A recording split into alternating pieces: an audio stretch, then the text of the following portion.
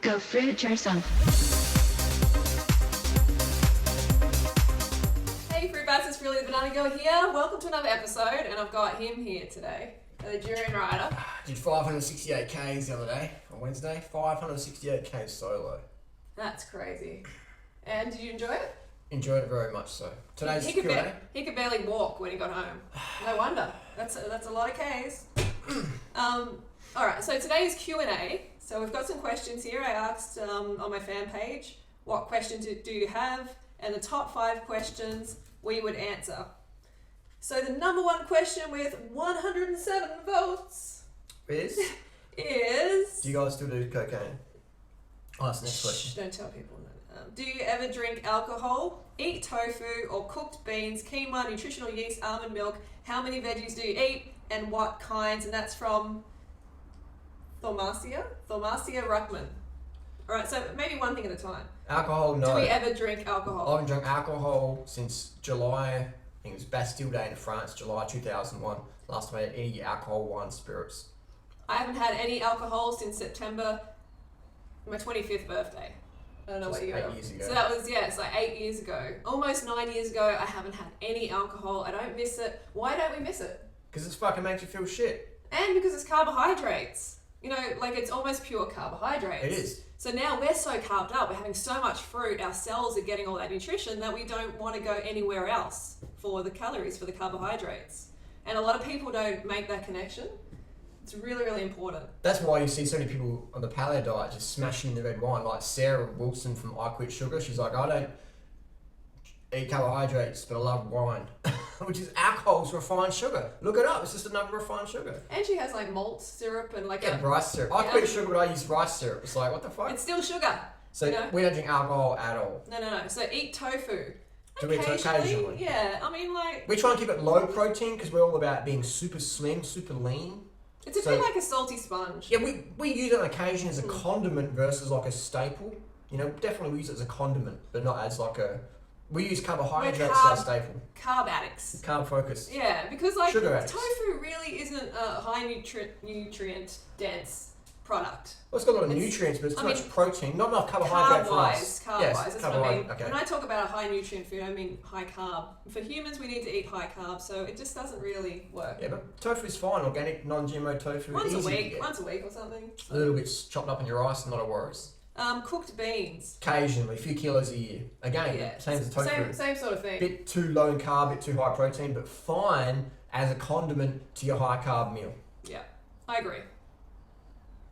Quinoa. Quinoa, again, occasionally. Prefer the higher carbohydrate, things like rice, corn.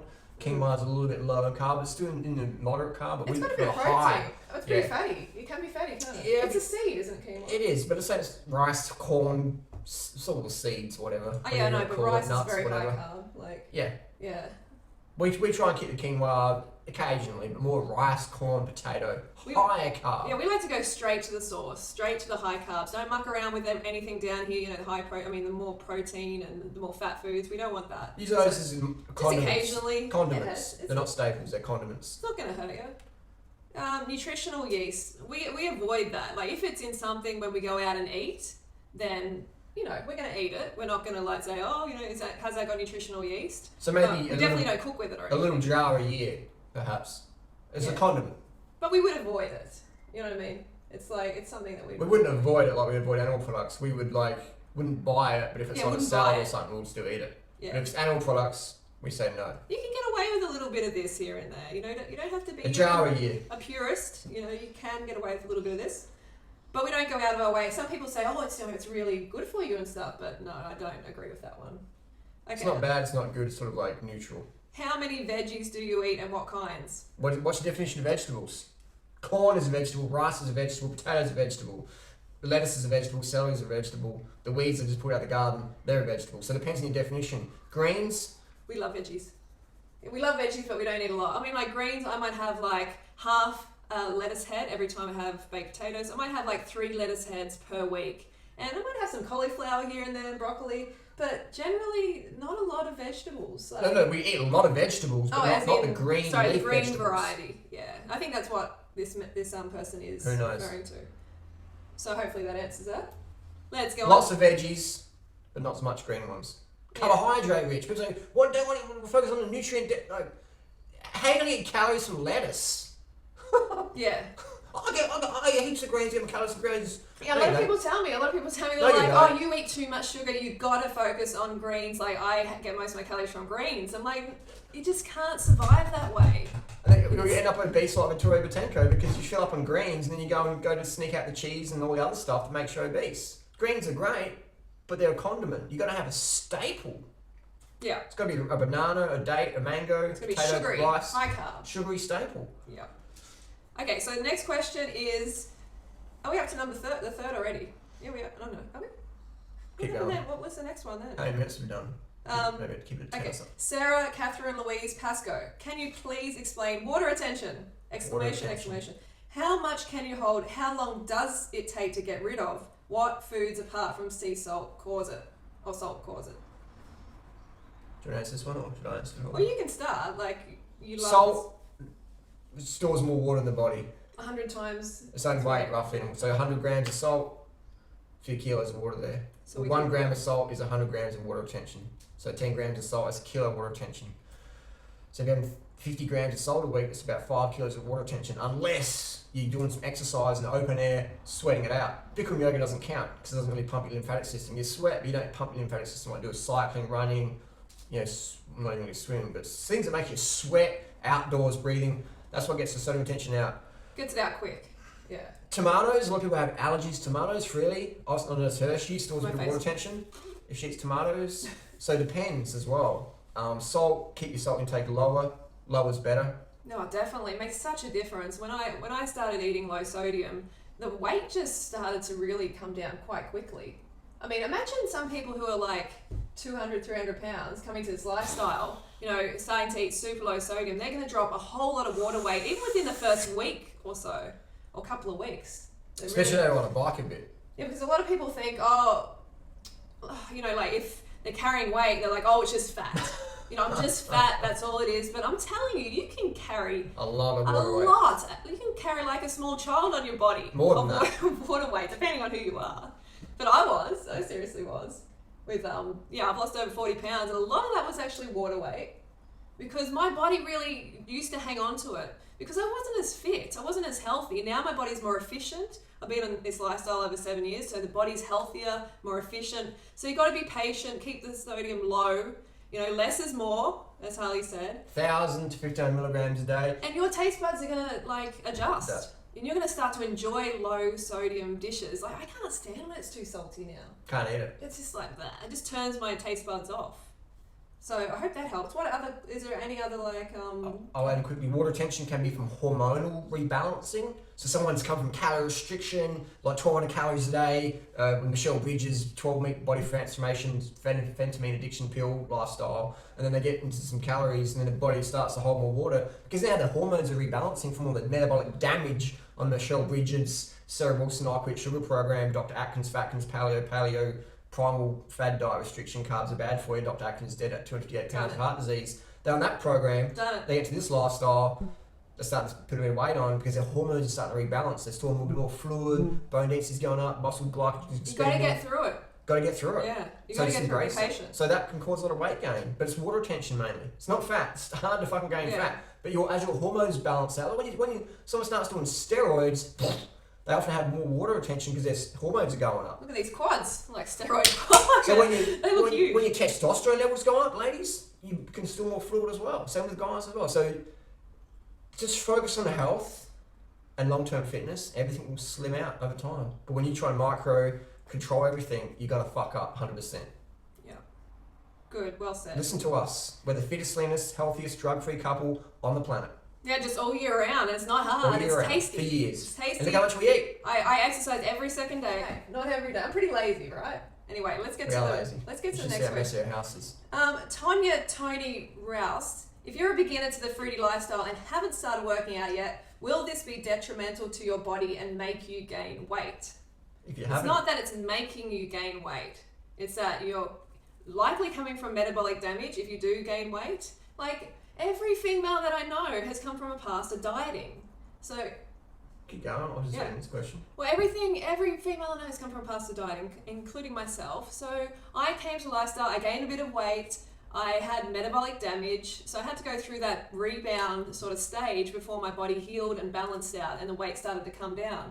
So that's what could happen. But it's not the fruit's fault, it's not the carbohydrates' fault. Essentially, it's your fault, okay? Because you're coming from a lifestyle, you have restricted your calories, you've done damage to your body, maybe you've taken drugs, medication like I did myself, or had bulimia like I did, and now you're eating normally, you're eating healthfully, and the body needs that nutrition. So if you have that hunger, you need to listen to your body, listen to your brain, and feed your body the right nutrition during this healing phase. Carbohydrates. Yeah, because if your brain is asking for nutrition, if you're hungry, eat. Fucking eat. Your brain needs it, your body needs it. When you restrict and say no, that's when you do damage. Okay? Metabolic damage. So this person hasn't done any sport in their life.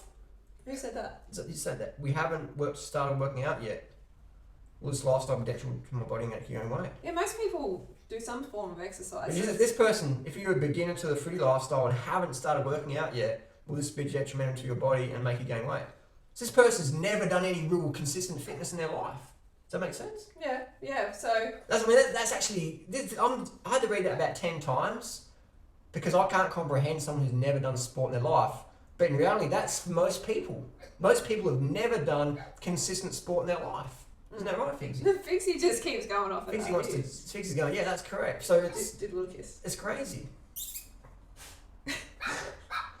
it's just. But so what are you saying? I don't know what to say. Because it's like... I think we just covered. I mean, like, metabolic damage. I mean, like... And if you need to do fucking sport. You need to go outside and do some shit. Not hardcore stuff, but walking around. Get 10,000 Peter flyers from peter.org. 10,000. Put them in a backpack, 500 at a time, and walk around your neighbourhood, put them in letterboxes. And when you're done your neighbourhood, ride a bike to the next neighbourhood, lock it up and catch a bus. Do that neighbourhood, then walk home. And do that over the next few months. That's how you start training.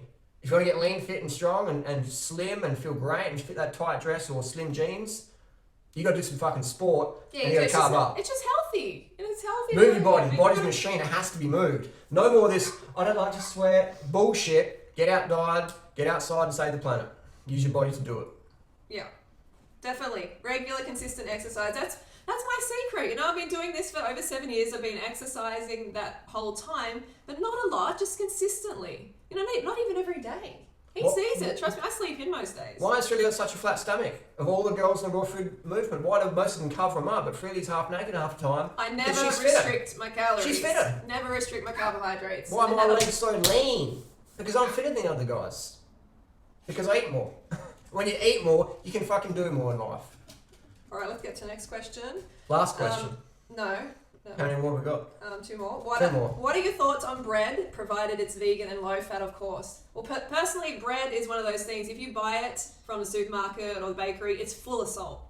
It's going to be full of sodium because you take the salt out, it tastes really, really plain. Stop it, troll. Stop it. It's covered up the vascularity, all right?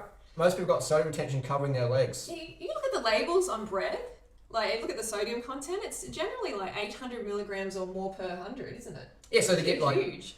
So then if you get your 600 grams of carbs a day, which we sort of recommend as a baseline for 60 kilo people, that's like 4,200 milligrams of salt a day. Oh. That's a lot of salt. Unless you're sweating all that salt out, that's 400 grams of salt retention. That's 2.8 kilos at the end of the week of salt retention.